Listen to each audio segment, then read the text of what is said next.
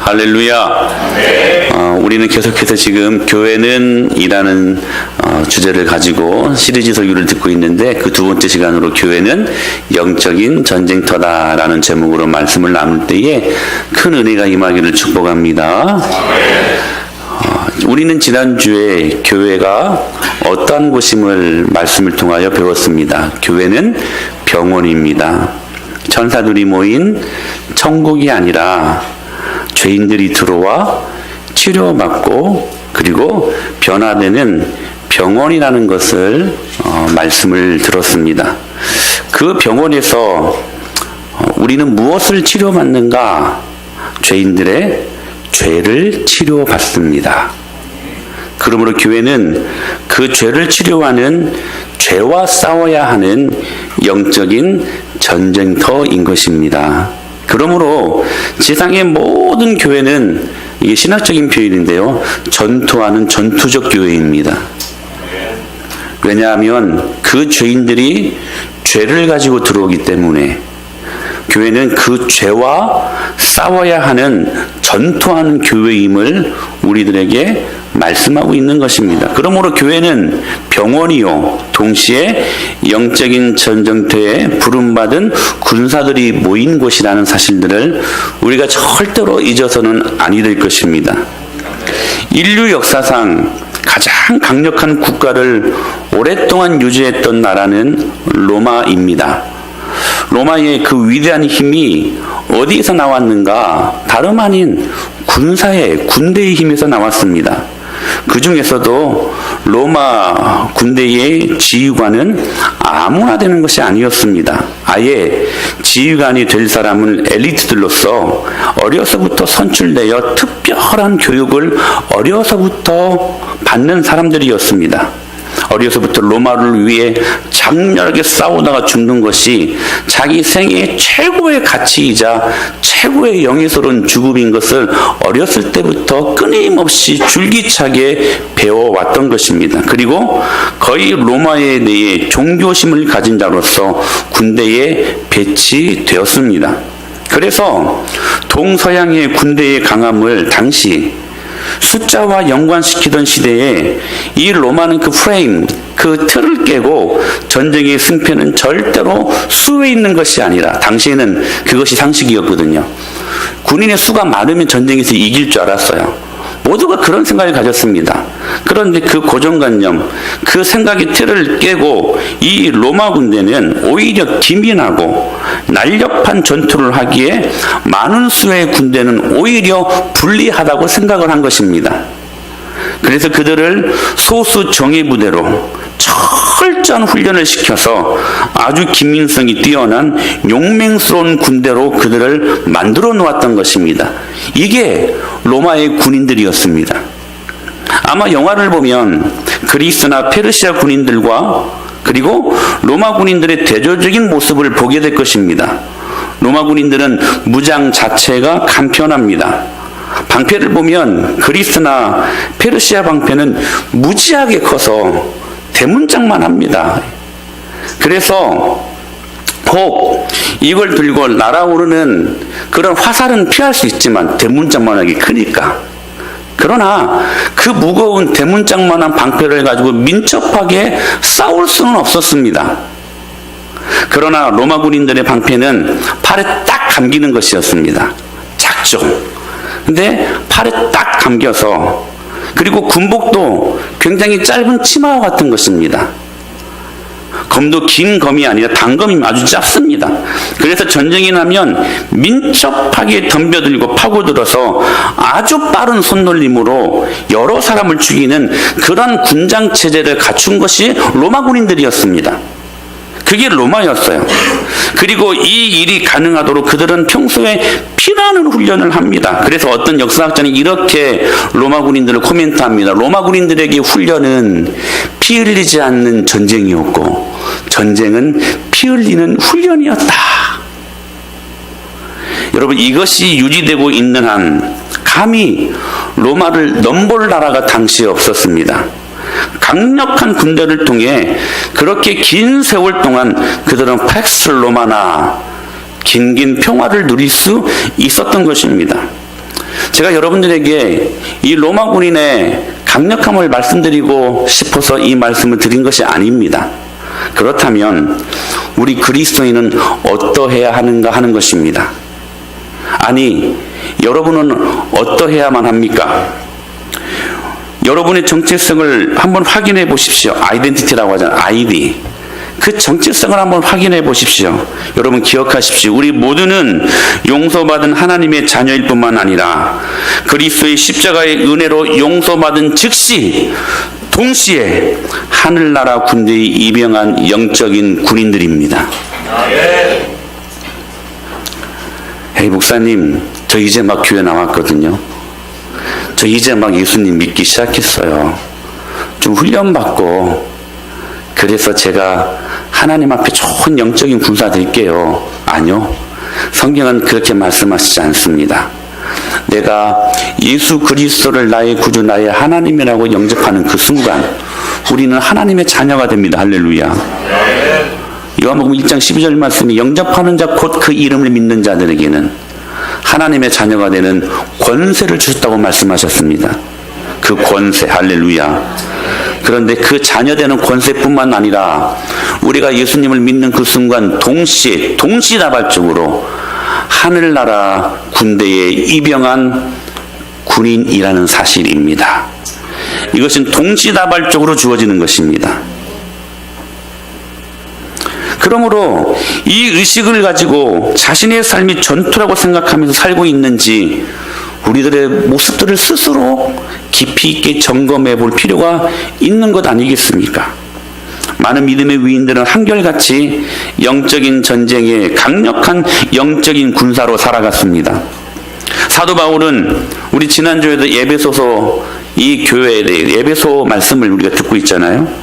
에베소 교회 보내는 편지에서 그리스도 예수의 머리 되심에 대한 그 기가 막힌 교리를 장엄하게 진술하면서 하나님이 세계를 창조하신 그분의 뜻과 섭리, 그리고 교회를 세우신 목적, in Christ, 즉 그 안에서, 예수님 안에서 그리스도인들이 어떻게 소명을 따라 살아가야 할지를 정확하게 기록하고 있습니다. 그리고 그 말미에 하나님의 교회가 어떤 교회인가를 적나라하게 소개하면서 그 결론을 하는 그 말미 부분에 영적인 전쟁을 선포하고 있습니다. 그래서 이 영적인 전쟁에서 우리가 어떤 군장체제를 갖고 이 영적인 전쟁을 우리가 치러야 될 것인가 전신갑주를 소개하잖아요.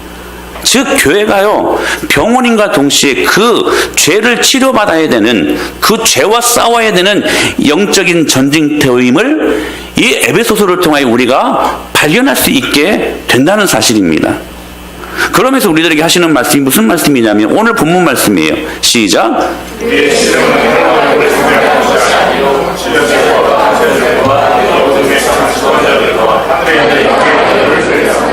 할렐루야. 우리에게 이 분명한 영적인 전쟁이 있음을 우리들에게 말씀하고 있는 것입니다. 그러나 혹 우리도 모르는 사이에 이 영적인 전쟁을 그냥 모른 채 하면서 우리도 모르는 사이에 은근한 성공주의와 그리고 은근한 안락주의, 편안함을 누리고자 돈을 벌고 우리의 영원한 가치인 하나님의 나라와 그분의 영원한 하나님의 영광과는 전혀 관심 없는 인생을 우리가 살고 있지는 않은지 여러분 기억하십시오. 역사 이래 주님의 군사가 그 수와 상관없이 주님의 교회가 강력하게 교회를 지키고 있을 때, 그리스도의 왕국을 지키는 사람들이 있을 때 교회는 복음의 혁혁한 승리를 거두며 그야말로 한 시대를 책임질 수 있는 강력한 교회가 되었습니다. 하나님의 나라는 그러므로 그 작은 교회들을 통하여, 아니 강력한 교회들을 통하여 능력으로 하나님의 교회가 확장될 수 있었던 사실입니다. 그러나 수가 많더라도 아니라고 나태한 사람들로 교회가 가득 찼을 때에는 여지없이 교회사를 보면 우리가 이 부분들을 너무나도 현저하게 알 수가 있는데 교회는 그야말로 쇠퇴의 길을 걷게 되었던 것들을 교회사를 통하여 우리는 발견하게 되어집니다.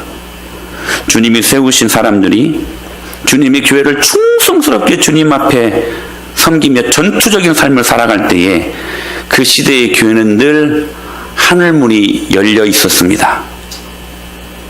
그리고 하늘의 복이 그들에게 열린 하늘문을 통하여 어김없이 내려졌고 수많은 불신자들을 그리스도 앞에 무릎을 꿇게 만드는 능력 있는 교회로 그렇게 설 수 있었던 것입니다.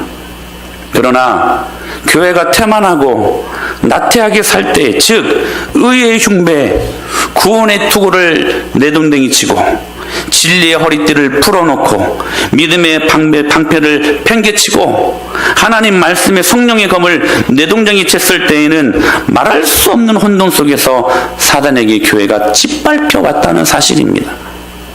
사랑하는 여러분, 교회는 워낙 본질상 음부의 권세가 이기지 못하는 능력이 있습니다. 그런데 교회가 나태하고 태만하여 강력한 군사로 살아가기를 포기할 때 그 교회는 음부의 권세가 마구 흔들어댈 수 있는 쇠락한 교회의 모습일 수 있다는 사실입니다.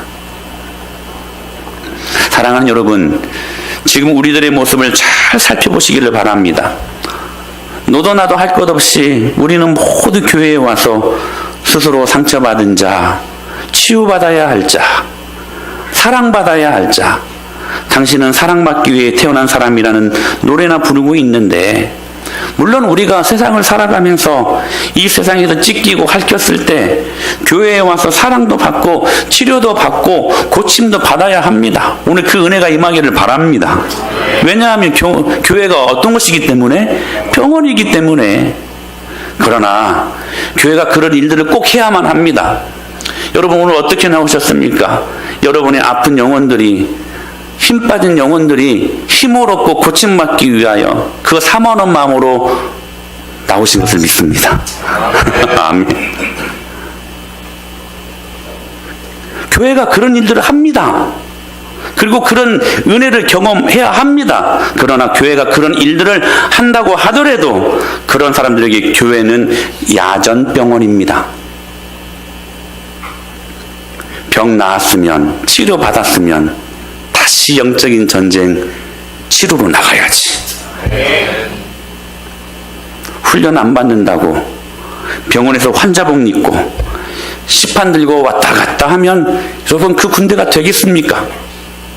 군대는 어림없습니다. 좀 속된 표현으로 얄짤없습니다. 군대는 다치면 군의관이 정확하게 진찰해서 이놈은 10일짜리, 한 달짜리 판정하면 정확히 치료 후에 다시 완전군장 메고 다시 뛰어야 합니다. 이게 군대예요. 여러분, 그런 의미에서 교회는 야전병원입니다. 여러분들이 주일마다 와서 하나님의 은혜를 경험합니다. 그 은혜로 세상을 이길 힘을 공급받습니다. 내 힘으로 살아갈 때 아무것도 할 수 없었지만 주님 주시는 은혜가 나를 하여금 살게 하는 능력으로 오늘 우리를 묶어주셨습니다. 그래서 여러분, 주일 예배를 통하여 우리의 상했던 영혼들, 찢겼던 영혼들, 그 영혼들이 예배를 통하여, 진리를 통하여 여러분 치료되는 현장이 되는 것입니다. 치료되었으면 그 다음이 여러분 중요한 것 아니겠습니까? 치료받았으면, 고침받았으면 다시 전쟁하러 나가야지. 그래서 오늘 본문은 아주 단호하게 우리들에게 이렇게 말씀하십니다. 시작. 우리의 씨름은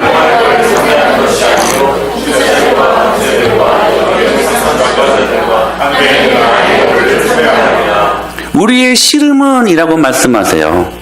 여기 씨름은 헬라어로 팔레라는 말인데, 우리가 생각하는 고상하게 삿바매고 일어서서 호루라기 딱 부르면 그때부터 고상한 기술을 걸면서 하는 씨름이 아닙니다.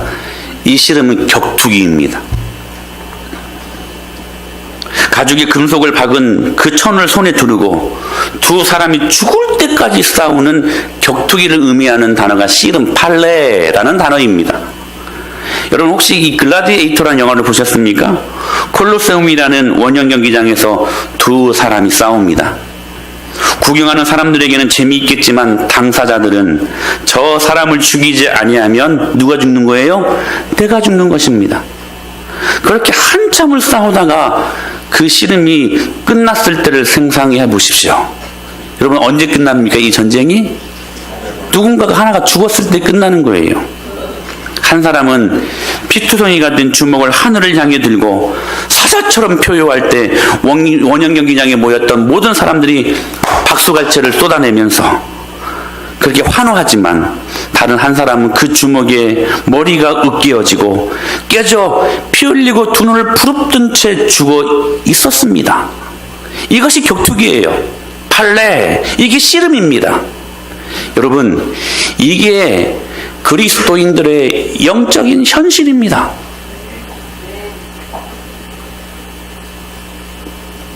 영적인 전쟁에 절대로 여러분 회색지대는 없습니다. 중간지대는 없습니다. 내가 죽느냐 상대방이 죽느냐 둘 중에 하나입니다. 이게 여러분 그리스도인들의 영적인 현실이에요. 사랑하는 우리 은혜마을교회 성도 여러분, 그리스도인의 삶이 있어서 우리가 부담스럽다고 영적으로 전투적인 삶을 포기하는 사람이 여러분 절대로 행복해질 수 없습니다. 왜냐하면 우리의 행복은 영적인 전쟁을 통해 그리스도를 담는 거룩에서 나오기 때문에 그렇습니다. 굉장히 중요한 말이에요. 우리의 행복은 영적인 전쟁을 통해서 그리스도를 담는 거룩에서 나오기 때문에 우리가 이건 선택할 수 있는 부분들이 아닙니다.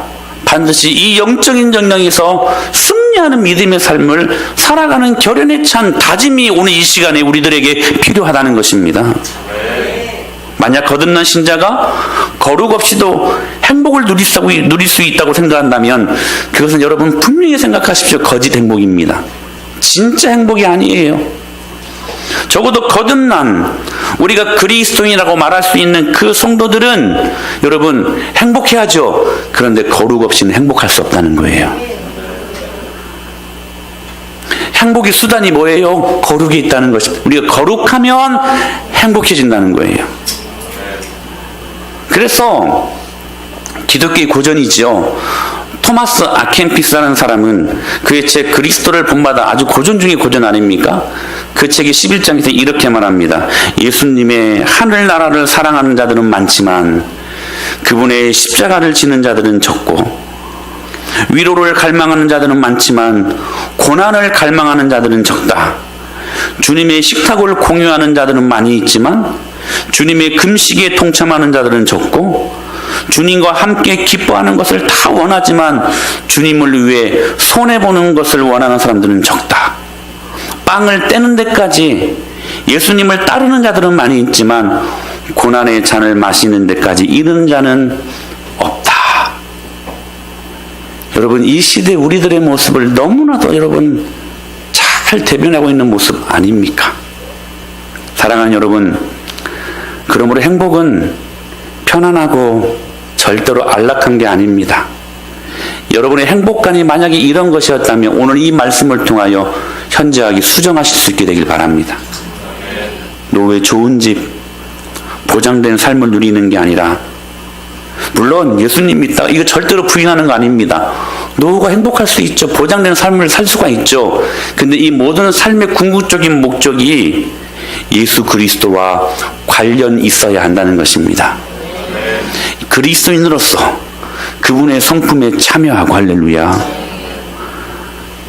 마태복음 5장부터 7장에 이어지는 산상수훈의 모든 지침이 내 삶 가운데 라이프 스타일이 되고, 때로 그 과정 속에서 우리들에게 하나님이 주시는 많은 축복들이 있지 않습니까? 오늘 저는 여러분들이 이 축복을 경험할 수 있게 되길 바랍니다. 할렐루야.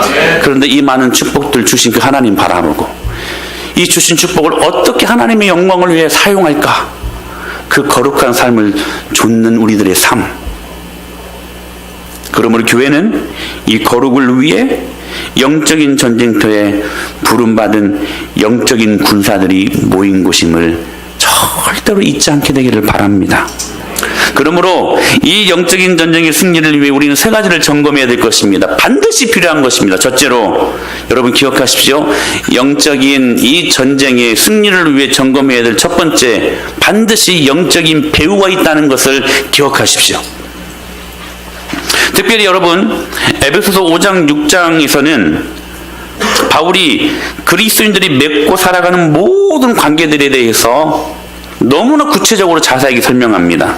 남편과 아내 부부 관계, 그리고 교회와 그리스도의 관계, 부모와 자녀들의 관계, 직장에서는 이 상하 관계, 모든 관계에 대해서 너무나도 적나라하게 잘 교훈하고 계십니다. 그러나 여러분, 사실 다양한 관계 속에서 우리가 최선을 다해 주님의 교훈을 따라 생활하는 게 여러분 쉽습니까? 어렵습니까? 방금 누가 쉽다고 그랬는데 할렐루야. 우리 하상희 집사님이 이제 경지에 올랐어요. 이제 어렵습니다. 쉽지 않아요. 여러분, 부부관계 쉽습니까? 저도 쉽지 않습니다. 여러분 기억하십시오. 언제 가장 많이 싸움이 일어나냐면 교회에 올 때 일어난대요. 차 안에서 특히. 여러분 오늘 어떠십니까? 쉽지 않아요. 부모에게 순종하고, 그리고 자녀를 노엽게 하지 않고, 부모 자식 간의 관계에 아름다움이 있어야 되는데, 근데 그 벽을 좀처럼 허무는 것이 너무나 쉽지 않습니다. 아내와 남편, 아내는 남편의 말에 순종하는 거 쉽습니까, 여러분? 우리 성원 집사님, 쉬워요, 어려워요? 어렵죠. 남편은 아내들을 여러분 사랑하는 게 쉬워요? 어렵습니다. 쉽지 않아요. 여러분 직장에 가면 더 어렵죠? 더 어렵죠? 왜 그럴까? 그 이유가 뭘까? 여러분 왜 그렇습니까? 기질의 문제일까요, 여러분? 성격의 문제입니까? 아니면 생각하는 문화, 이 코드가 달라서일까요? 성경은 절대로 그렇게 말씀하시지 않습니다. 오늘 본문이 이것을 정확하게 말씀하십니다. 시작. 우리의 씨름은 혈과 육을 상대하는 것이 아니요 권세들과 이 어둠의 세상 주관자들과 하늘에 있는 악의 영들을 상대함이라. 할렐루야. 여러분 이 모든 관계들이 왜 어렵습니까? 영적인 전쟁이기 때문에 그렇습니다. 여러분 부부관계도 영적인 배후가 있어요. 직장 상하관계도 여러분 현상만 바라보지 마세요. 그 배후에 영적인 전쟁이 있습니다. 이 전쟁에서 우리들의 마음을 너무나 쉽게 악한 원수 마귀 사탄에게 쉽게 허용하고 내어주니까, 그래서 이 전쟁에서 실패하고 나니까 이 관계가 어려운 것입니다. 그러므로 바울은 이것을 간파하고 그들에게 이렇게 강력하게 선포합니다. 오직 성령의 충만함을 받으라. 이것이 이것을 이길 수 있는 능력이라는 거예요. 할렐루야. 여러분 현상에 매몰되지 마십시오. 그러므로 우리가 살아가면서 왜 이렇게 관계가 힘들고 왜 이렇게 문제가 터지고 어려운가 반드시 기억하십시오. 그 배후에 영적인 전쟁이 있습니다. 그 영적인 전쟁에서 승리해야 이 관계들이 바르게 됩니다. 그래야 문제가 풀립니다. 할렐루야. 영적인 전쟁이에요. 단순히 여러분 현상만 바라보지 마십시오. 뭐라고요? 영적인 전쟁이라고요. 이 영적인 전쟁에서 그리스도인이 이기느냐 사단이 이기는 둘 중에 하나예요. 하나예요. 영적인 배후가 있음을 꼭 기억하십시오. 두 번째, 회개를 통한 죄 용서입니다. 우리 사도행전 3장 19절 말씀 읽어볼까요? 시작. 이같이 하면 새롭게 되는 날이 주 앞으로부터 이를 것이. 할렐루야. 회개하고 돌이키면 주님이 우리에게 새 은혜를 주신답니다. 이 영적인 전쟁에서 반드시 체크해야 될 게 뭐냐면, 내가 죄 용서받은 그런 하나님의 사람인가? 과연 회개가 내 안에서 진실된 회개로 그렇게 내 안에 인식되고 있는가? 하나님의 뜻대로 순종하며 그렇게 살고 주님을 위해 살아가야 할 소망을 느끼면서 충성스럽게 살아가는 그리스도인의 지성은 늘 언제나 하나님을 향해 맑고 투명해서 예배 시간마다 말씀을 통해 우리의 가슴속에 아로 새겨집니다. 그리고 이 사람들의 이 정서는, 이 감정이죠, 하나님을 사랑하는 뜨거움으로 가득 찹니다. 그래서 그 마음이 내 안에 느껴지는 거예요. 그리고 그의 의지는 올곧아서 하나님의 뜻대로 살고자 하는 강한 능력을 경험하게 되는 것이죠. 그런데 우리들의 모습은 어떠한가 하는 것입니다. 모든 삶의 중심에 내 자신이 있어서 때로 결정적인 순간에 예수님이 중심되지 못하고 항상 내 생각, 내가 지금까지 살아왔던 내 경험, 그 상식이 항상 내 모든 결정적인 일들을 결정하는 일들 앞에 내 중심이 필터링 역할을 하고 있지 않는지, 여러분 기억하십시오.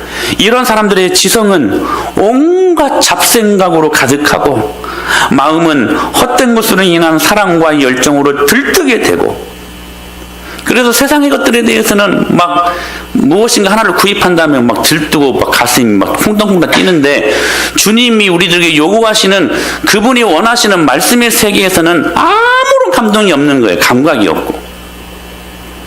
그리고 이 사람들의 의지는 하나님 앞에 순순히 굴복하기 힘듭니다. 그래서 완고하기 짝이 없는 노새와 같은 그런 강박한 돌짝처럼 굳어져 버린 의지가 되어버리는 것이죠. 그래서 마지막 그 기능, 죄책감마저도 상실하게 됩니다. 그래서 전에는 죄를 지었지만 죄책감 때문에 늘 회개하며 눈물 지었던 그 삶에서 이제는 강팍한 지성과 강팍한 메말라버린 정서와 움직일 수 없는 무능해진 의지를 가지고 그렇게 하나님 앞에 무능하게 나온다라는 사실입니다. 그러면 이런 길에서 벗어날 수 있는 방법이 뭘까? 여러분, 주님 앞에 죄 용서를 경험하는 것입니다. 여러분, 그렇다면 이 죄 용서를 경험하기 주님이 우리에게 허락하신 도구가 무엇입니까? 회개입니다. 회개하라, 천국이 가까웠느니라. 주님이 일성으로 선포하신 말씀의 능력 아닙니까? 회개하면 죄 용서 받고, 할렐루야, 천국이 우리 안에 임한다는 거예요. 주님은 언제나 그렇게 진실한 마음으로 당신께 나와 회개하는 모든 자들의 눈에서 단 한 번도 어김없이 그 눈물을 씻기시는 주님이셨습니다. 예전에는 그릇 살았지만 다시 바르게 살게 해주시고, 예전에는 불황하였으나 이제는 그리스도로 무장한 영적인 군인으로 만들어주시고, 예전에는 방황했지만 그러나 지금은 갈 길을 찾게끔 만들어주시는 분이 우리가 그렇게 의지하고 좋아하는 아버지 하나님이십니다. 그래서 여러분, 제일 먼저 교회에서 일어나는 영적인 전쟁을 치르기 위해 우리가 무장해야 될 것은 무엇이냐? 그 주님 한 분 앞에서 제대로 정직하게 진실하게 무릎 꿇고 자신의 죄를 진실되이 고백하고 찬란한 진리의 빛, 그리고 그 은혜의 사랑에 감동하며 그렇게 사랑으로 나를 용서해 주시고 어둠을 뿌리치고 빛 가운데로 살도록 도와달라고 간절히 기도할 때 주님이 그 기도를 들어주십니다. 그러면 하나님께서는 언제나 그랬듯이 우리를 용서하시고 그 자리에서 우리를 고쳐주십니다. 오늘 이 은혜가 임하기를 바랍니다. 여러분 기억하십시오. 우리가 죄가 많아서 영적인 능력을 상실한 게 아닙니다. 회개하지 않기 때문에 주님은 회개하는 심령을 기뻐 받으십니다. 여러분 정직하십시오. 주님 앞에 진실하십시오. 여러분이 반복적으로 짓는 죄악을 율법적인 회개가 아니라 복음적인 회개로 주님의 영광 앞에 여러분들이 정직하게 설 수 있는 은혜가 임하기를 바랍니다. 그래서 여러분, 오늘 하나님께 귀하게 쓰임받았던 모든 사람들은 다 이 죄의 용서를 경험했던 사람들이었습니다. 그들도 모두가 다 한때 죄인들 아니었습니까? 우리 교육주의 신학의 위대한 스승인 성 어거스틴도 한때는 여러분 불황하였습니다. 조로아스터교에 빠져서 하나님을 믿지 않았던 사람이었습니다. 술집 여자들과 놀아나면서 사생아도 낳은 적이 있었습니다. 어거스틴도 한때는 말할 수 없는 죄인이었습니다. 그러나 그의 회개를 통하여 하나님께서 그를 사용하셔서 위대한 신학자로, 지금까지도 그 신학의 토대로 우리 은혜마을교회가 선 것 아니겠습니까? 매일 회개를 통해 죄 용서를 경험하고 그 용서 때문에 자기가 살아있다는 것을 깨닫고 겸손하게 사는 그 사람들, 주님께서 그 사람들을 통해 오늘 이 영적인 전쟁을 치르신다는 사실입니다. 아멘. 여러분, 매일매일 회개하십시오. 아멘. 그리고 오늘 회개하시기를 바랍니다. 아멘. 제가 그 유명한 예를 다시 한번 말씀드립니다. 어떤 랍비가 회개하라. 근데 그 회개는 오늘 해야 된다. 근데 학생들이 궁금했어요. 오늘 해야 되는데 아니구나. 오래간만에 하는 예화라. 회개해야 되는데 너희들이 죽기 전 하루 전에 해야 된다. 고마워요. 잘 알려줘서. 죽기 전 하루, 목사도 가끔 떨어질 때 있지 뭐, 나무에서. 그래서 정겹지 않습니까? 죽기 하루 전에 회개해라. 그러니까 이 학생들이 궁금한 거예요. 우리가 어떻게 죽기 하루 전을 알 수 있습니까? 여러분 알 수 있어요? 죽기 하루 전 알 수 있어요? 그거 알면 여러분 우리가 사람이게요? 몰라요. 그래서 묻습니다. 우리가 어떻게 죽기 하루 전을 알 수 있습니까? 그때 그 랍비가 아주 유명한 말을 남깁니다.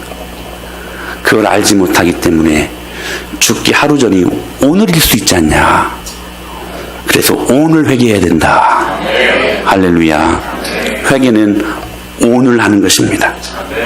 그 회개를 통하여 여러분 우리에게 영적인 군사로 살아갈 수 있는 힘을 공급받는 줄로 믿습니다.